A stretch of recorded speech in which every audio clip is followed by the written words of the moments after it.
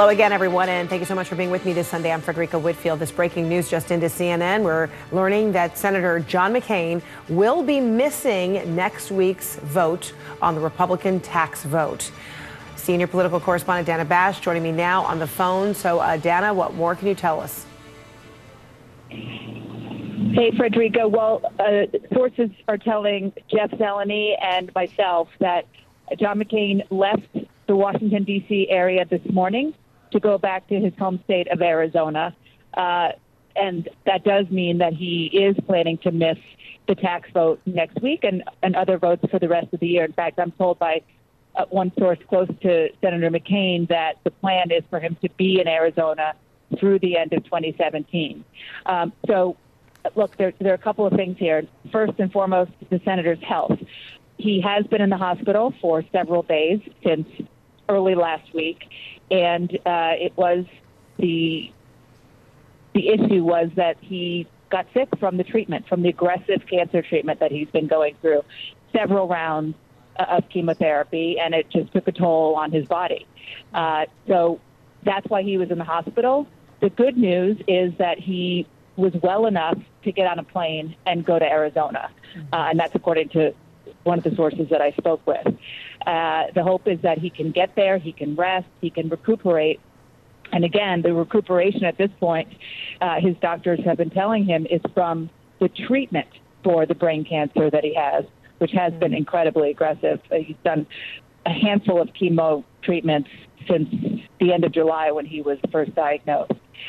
Then, Fred, on the pure political point here, the tax vote certainly was razor thin. It wasn't really clear if it was going to be able to pass or not until the end of the week when Senator Bob Corker of Tennessee announced that he would vote yes. And that allowed for the Republican leadership to feel confident and comfortable that they had the votes to pass this tax bill even without Senator McCain. So the fact that Senator McCain is missing the tax vote doesn't make a difference for the end game here. It doesn't change the outcome of the tax vote because they were already counting on him not being there inside the Republican leadership, Fred. All right, Dana Bash, thank you so much. So, of course, all of our prayers going out to Senator John McCain as he returns to Arizona, missing this GOP tax reform bill vote this week, and a tweet even coming from his daughter, Meghan McCain, saying thank you to everyone for their kind words. My father is doing well, and we are all looking forward to spending Christmas together in Arizona. If you're feeling charitable this Christmas, she gives Head for the Cure or NBTS tweets to help find a cure for brain cancer is what I recommend. So those passionate words coming from Meghan McCain, Dana, and of course everyone is hoping for the best from John McCain. For John McCain, we know just a few days ago, the President of the United States also reaching out to Cindy McCain, offering well wishes. Do we know anything more about how he is feeling as he makes his journey back to Arizona? Well, we don't know specifics, Fred, but we do know that he was really not well in the middle of last week, towards the end of the last week, again, from the treatment. It takes a toll on anybody's body, particularly, even if you're a young person and healthy, and he is an 81-year-old healthy person until he got the cancer diagnosis. So that really made him feel unwell, and to the point where actually he obviously had to be in the hospital. The fact that the doctors felt that he was well enough to get on a plane is a good sign. Now, he is somebody who doesn't always follow doctor's orders, but in this case, because he was in the hospital, he was in Walter Reed, and he was, under their care, he, from what I understand, he wouldn't have gotten on a plane had he not felt well enough to do so. So that is a good sign. And the hope is that once they get to the point where they don't have to be, if they get to the point where they don't have to be as aggressive with the treatment, then his body will recover. The thing that I've heard from lots of Senator McCain's friends is that because of the way that he was determined to keep working. He didn't miss any votes until last week. He showed up every day, despite feeling, pretty bad, as one does if you multiple rounds of chemotherapy. And so the fact that he's kind of got this forced relaxation, a lot of his friends are breathing a bit of a sigh of relief that he can go home to his beloved Arizona and hopefully recuperate. Yeah, and Dana, of course, his health is of greatest importance here, John McCain. But, on this tax reform vote, had it been clear whether he was on board with it, and is there ever a case under circumstances like this in which, someone is able to vote in absentia? Well, Senator McCain voted yes for the first tax vote when this bill was originally in the Senate. And the feeling among people who I talked to who are close to him was that if they needed him to vote, regardless of his health, he likely would have been there to do so. The fact that they don't gives him an out that he doesn't have to vote on it. But it's not an easy thing, and it wasn't a sure bet that Senator McCain was going to vote on this tax bill.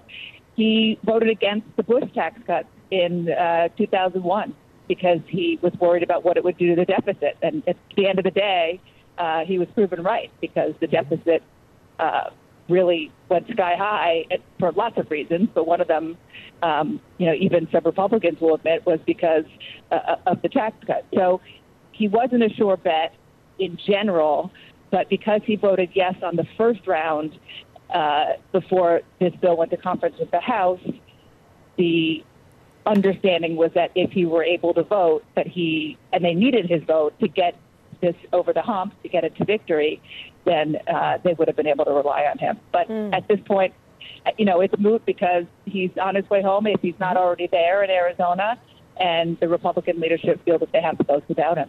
Right. And Dana, presidential historian Tim Naftali is also joining us now. And so, Tim, Senator John McCain is a proven lion. I mean, he is a fighter in so many ways, and it goes even before, being a prisoner of war for so many years in Vietnam, and of course his rise in politics.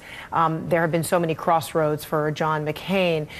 So in your view, everyone is saying their prayers for him as he makes his way back to Arizona, but is there a way in which to kind of succinctly, put whether his health and how his health kind of impacts the psyche, of all those members of Congress, his fellow senators and members of Congress on the Hill at this time, particularly when this was to be a potentially pivotal week? Well, Fred, I would hope that his fragile health would impact the psyche of all Americans in the sense that if you look at Senator McCain's career, he's a man of principle. He's a man who has represented the very best ideals of our country. And we are living in a period right now when we don't see a lot of political courage. And so I don't know how his health, I can imagine on a personal level, of course his health will affect his colleagues from either side of the aisle. But I believe as he struggles, and we want him to succeed, as he struggles, we should keep in mind that he represents us at our very best. And we've been through a period of time when we haven't seen us at our very best. And so I think the best way we can wish him better health is to admire how he makes us better as a people. He is admired by so many. All right, Tim Naftali, thank you so much. Of course, we're wishing the McCain family the best as they journey to Arizona, spending the Christmas holidays together.